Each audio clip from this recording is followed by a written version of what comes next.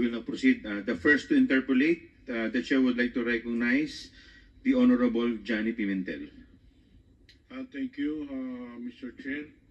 My interpellation would focus on the implementation of infrastructure projects in deped. I would like to direct my questions to Mr. Epemaco Densing. Mr. Densing, are you still connected with deped? Your Honor, may I, Mr. Chair? Yes, Mr. Epemaco I left Densing, that you are effective recognized. September 30, Your Honor, September 30, 2024. 2024. Bakit po kayo umalis sa DepEd, Mr. Densing? With the intention of running for public office, Your Honor. Hindi ba kayo tinanggal sa DepEd? Hindi po. Because from what I gathered, you were made to submit a courtesy resignation. Opo, ahead. Yes, Opo. you did. Opo. And your courtesy resignation was accepted. Tama po yan. It was short of saying, a courteous way of saying that you are out of DepEd. Actually, from the information that I got, nakiusap ka pa na ma-retain dun sa DepEd. No, But hindi the po. administration did not allow it. But anyway, Yusek Densing, may I remind you to please address the chair. I apologize, Mr. Chair. Okay, thank you. anyway, that is another matter. Kailan po kayo na appoint sa DepEd, Mr. Densing? Effective, yung document is July 18, 2022, and I acted as Chief of Staff until December 31, 2022. July 18, 2022 to September 30, 2024. Opo. So, yung first appointment mo, pagpasok mo sa DepEd, anong binigay na position sa'yo? Until December 31, Chief of Staff muna po ako. Dahil ina-arrange Staff. pa yung mga bagong appointees at the time. I was the first appointee at the time, Your Honor. No, when you entered July 18, were you appointed as Chief of Staff, Undersecretary? Undersecretary, Chief of Staff, yes. Undersecretary. Chief of Staff, yes. Undersecretary for what? Chief of Staff. So concurrent yun, Undersecretary and Chief of Staff. Tama po. That was the first position. You at the served time. then as Chief of Staff of Vice President Tama Sara. po yan, as of December 31. So sabay kayong pumasok. Ahead lang ba siya? By July 1 po siya. Ako July 18 officially. Aside from the debted portfolio, ano pang government service na napasukan mo na? Prior to DepEd, I was DILG Undersecretary. From what year? From 2018 to 2022, and I entered DILG as Assistant Secretary for Plans and Programs from 2016 to 2018. Prior to the ILG appointment. I was from the private sector, Your Honor.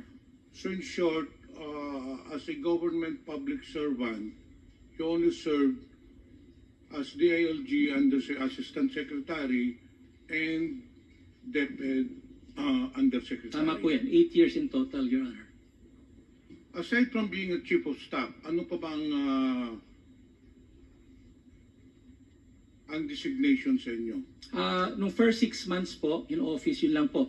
Then when the Matatag agenda was formulated, the form reform areas included infrastructure. So by January 31, during the basic education report, I was announced to take care of the infrastructure strand, newly created, Your Honor. So what does that cover? You were in charge of the school infrastructure and facilities. Tama po yun. Is this a division or department? Or a program? Ano bang ibig sabihin itong It's a school? strand, Your Honor, like the curriculum and teaching strand, like the administration strand. So it's a policy level position, Your Honor. So what covers?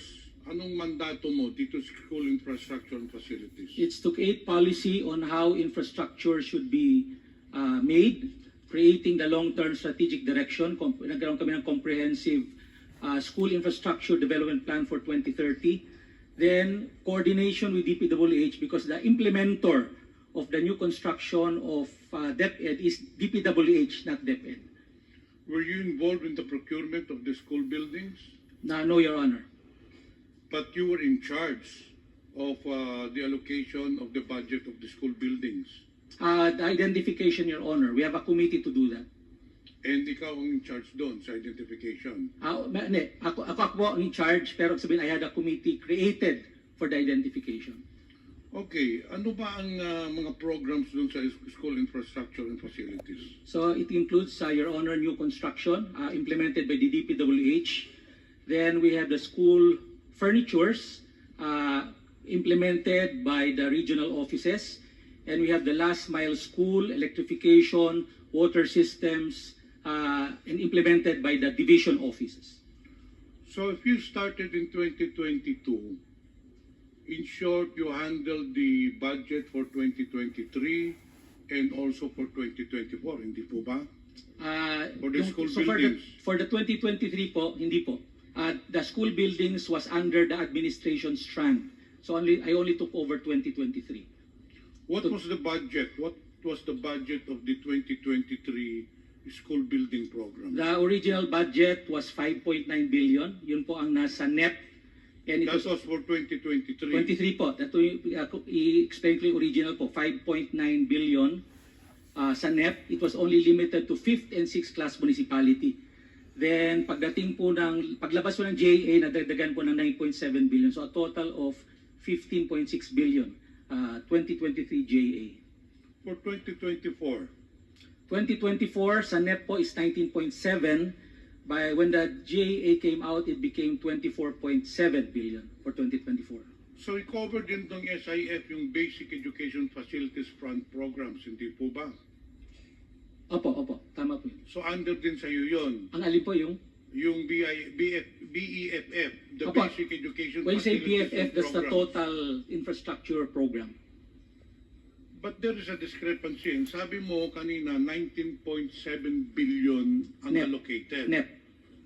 But it states here that in the 2023 GAA, the amount of 23,417,897 pesos was appropriated in the GAA for 2023.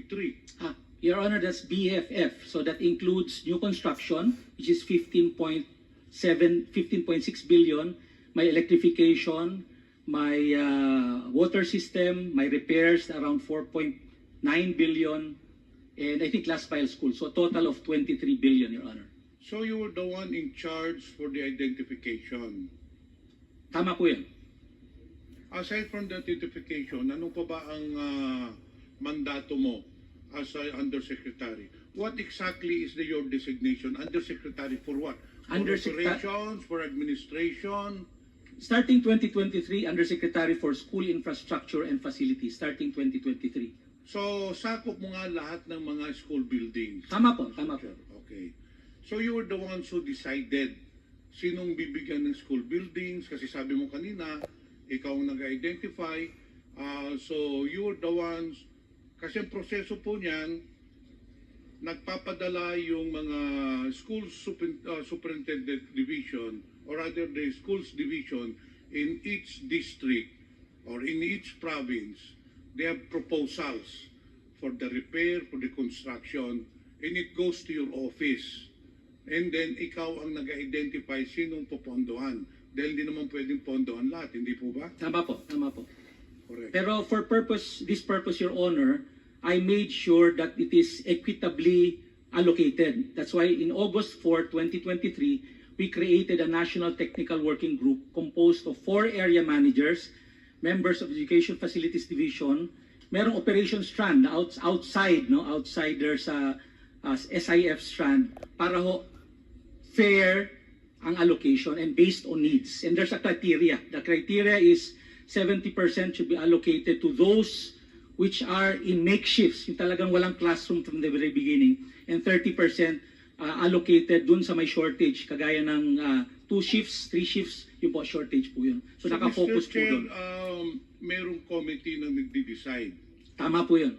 kung sinong bibigyan ng allocation. Opo. Based on the proposed list of the divisions. Hindi Tama po. ba? We assume na validated na rin siya. So in short, ikaw talaga ang nagde-decide kung sinong binibigyan. Once na nagawa na listahan ng yung komite, I just accept it as is because I assume that they follow the criteria that we set. But I think you're the one who is really deciding, because if I recall, during the budget hearing, Mr. Chair, for 2023, ang pinadala po ni Mr. Densing during the party consultations, pinadala ng DepEd during the party consultations. If you remember, for every budget hearings, before the pre-plenary budget hearings, may pinapadala po ng mga representative, in most cases it's the secretary. I recall in 2023, during the budget deliberations, kayo ang pinadala na regarding sa mga school buildings. Tama po yun. I remember that was, I think, third week of August 21 or 22. Tapos at that time, tapos na po yung listahan na ginawa ng National Technical Working Group. I think the list was supposed to be around 15.1 billion. Yun po ang pinresent namin sa consultation. So in short, you really have a big role. You have the big role in identifying and allocating funds for the different divisions with regards to school buildings, hindi po ba? Tama po, tama po. Ngayon, ang tanong ko, in the 2024 budget or the National Expenditure Program, there was an allocation for Surigao del Sur, in fact, 2 districts. One in the amount of 103 million pesos for, if I'm not mistaken, Tagbina National High School, and another 70 million pesos for Barubon National High School. But unfortunately, in fact, there was already a notice from DepEd to DPWH to conduct the biddings already. However, all of a sudden, the biddings were stopped because accordingly, the funds are not available. Paano po nangyari yun, Mr. Chair? Na nakalagay na nga doon sa National Expenditure Programs, pagdating doon sa 2024, nawala yung budget.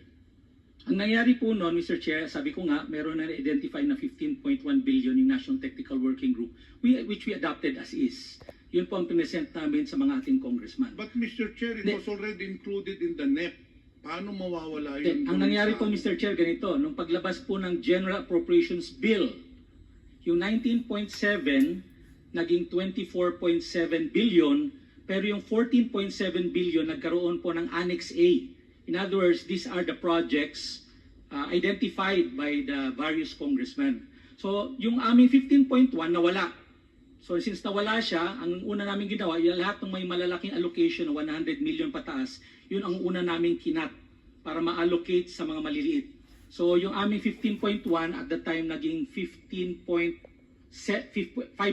billion na lamang, lumiit po ng gusto. So, Mr. Chair, in short, you took it upon yourself to cut the budget without notifying the congressmen. Sabi mo kanina, may mga identification mga congressmen. You took it upon yourself, being the head of the SIF, to cut the budgets of the different proposed school buildings. Ganun ba? That was because there's no more budget in the General Appropriations Bill. We had to cut for that. Everybody will also be allocated. So how did you decide, Mr. Chair, kung anong kapuputuli, anong tatanggalin doon, anong bibigyan? Well, ang decision lang muna is patanggalin yung mga malalaki, which is yung mga 100 million pataas, 80 million pataas. Because, Mr. Chair, as I already mentioned, the policy was really to go multi-story. Kasi wala na pong buildable space, kaya medyo malalaki po yung ating building ngayon to maximize buildable space. So, yun po ang nauna. Yung mga 100 million pataas, 80 million pataas. So, yung natira mga 50, 40 million, two-story, three-story. Ninyo yung multi-story, tinanggal ninyo dun sa district ko, Mr. Chair. Yun ang tinanggal ninyo. Well, and not only that, there was also a 200 million peso project in District 1 na tinanggal din ninyo. Hindi ako familiar in detail, pero I don't remember there's a 200 million school building in any school for that matter. You know what, Mr. Chair? I'll give you an explanation bakit ninyo tinanggal. Do you know a certain Mr. Greg Murillo? Yes, sir, Mr. Chair. Sabi ko kanina, Mr. Chair, the 180 million pesos was already included in the National Expenditure Program. But upon bidding, it was recalled. But prior to the bidding, this Mr. Greg Murillo, who's a close friend of Mr. Densing, called me. At itong sinabi niya, kamusta po kayo, Congressman? Sabi ko, mabuti naman. Congressman, meron po lang kayong budget na 170 million pesos para sa district mo. O sabi ko, yun nga, naka-schedule na for bidding. In fact, binibidding na yata. Sir, pwede daw muna, mag-usap daw muna kayo ni Mr. Densing. Those exactly the words of him, pwede tayo magharap-harap tayo. Baka naman pwede makipagkita ka kay Mr. Densing. And sabi ko, para saan? Alam mo na, may pag-uusapan kayo. Right there and then, I already knew anong pag-uusapan. Si Mr. Densing hihingi ng komisyon. So, I told Mr. Greg Murillo, whom you admitted is your good friend, sinabi ko doon kay Mr. Murillo, why will I give money to Mr. Densing when this has already been allocated in the National Expenditure Program? So I did not entertain that anymore. And Mr. Chair, lo and behold, the funds did not come through. Kinancel yung bidding and then nawala na nga because I did not come across to the request of Mr. Densing na humingi siya ng komisyon. And not only that, Mr. Densing, hindi lang akong biktima niyan. Marami pong mga congressmen, and for the record, I want to put it in record, maraming mga congressmen na nagsabi din sa akin that you approach them. In fact, there is one congressman in Visayas that you were asking for 18% commission of the school buildings. Kasi ikaw nga ang nagdidesisyon kung sinong bibigyan, sino ang tatanggalan. In fact, it is on record. You just said kanina na ikaw ang nagdesisyon kung sinong tatanggalan, sinong bibigyan. Not only that, sometime last year or probably within this year, you met with some of the congressmen in Manila. I already talked to them. Humarap ka doon, may kasama ka pang contractor. Do you know a certain architect, Ralph Texon? Yes, yes, sir. Yes. Yung po ang kasama mo nung humarap ka sa congressman sa Manila. And just the same, you were implying, you were asking for a commission, hindi lang yun, sinabi mo pa na yung contractor mong gagawa, itong si Mr. Architect Ralph Texon. And that is the reason why, Mr. Chair, tinanggal si Mr. Densing sa deped.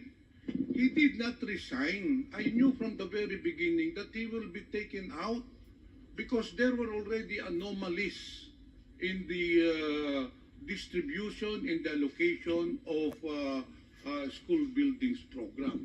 In fact, Mr. Chair, nung pag-alis niya sa DepEd, may isa pang inipit na 34 million pesos sa Bislig Central Elementary School, which is in my district. Now, I will not mention anymore the name. One official of the new administration sa DepEd called me. Ano ang sabi sa akin, Mr. Densing? Kung meron ka bang project na 34 million sa Bislig Central Elementary? Sabi ko meron. Ano, naka-bidding na? Hindi, in-stop nga eh. Sir, ito, ilalabas na namin. Inipit ho ni Mr. Densing. And that is the reason why, Mr. Chair, this person was taken out of DepEd because of his anomalous practices in DepEd. Yun po ang katotohanan niyan. Nakiusap ka pa na ma-retain ka pero hindi na tinanggap ni Senator Sani Angara, and that's good for DepEd because you have been doing the rounds para ka nang nagbebenta ng isda. Inaalok mo sa lahat ng congressmen ang allocation ng school buildings asking for a commission. Mr. Chair, may I now respond? Yes, please. Well, first of all, it's a blatant lie asking for commission. And that's the very reason I'm process-oriented. Sasabihin mo, Mr. Chair, Process-oriented po ako, ang Mr. mga Chair. congressmen, gusto mo mag-executive session tayo, ipapakita ko sa iyo mga congressmen. Sige, wala akong nakausap. Yung sa Manila nyo, You I are was lying. never with the You are lying, architect Mr. Texon. Order, And I please. invite you for 1 minute Mr. Chair. suspension is Mr. Chair. declared by the chair.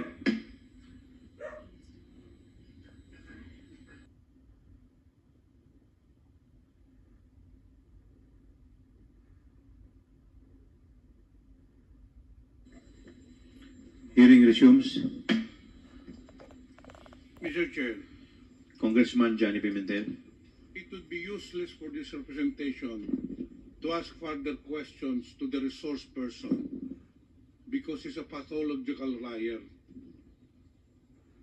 What I will do, Mr. Chair, is gather more evidences to prove that what I am saying is true, that Mr. Epemaco Densing is a very corrupt person. He's a kalawag in the public service. He has been asking commissions for the release of funds for the school buildings. Papatunayan ko po yan sa next hearing. I'll gather more informations. Ito pa lang sasabihin ko sa iyo, Mr. Densing. Dapat huwag ka nang bumalik sa gobyerno. The government does not need your kind. You are a very corrupt person making your position to your advantage. Yun lang po, Mr. Chair. Thank you. We will now proceed to the next interpellator.